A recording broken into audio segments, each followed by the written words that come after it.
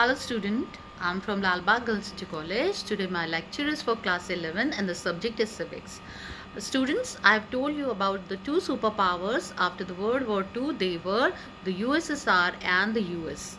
Now, there were other alternative centers of power in the world that were emerging that time. The role of the two important regional organizations, European Union, in that union all the European countries were involved, and the Asians means the Asian countries. These organizations are playing an important role not only at regional levels but also an international organization. In this chapter, the rise of Chinese economy has also been discussed. Beside, the progress that Japan made after the World War II has been examined.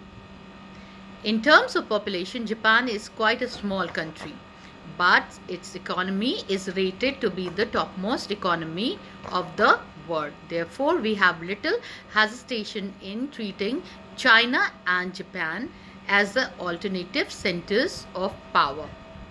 If we cast a glance at the world map, we will find the earth divided into various continents, namely North America, South or Latin America, Africa, Australia and Eurasia.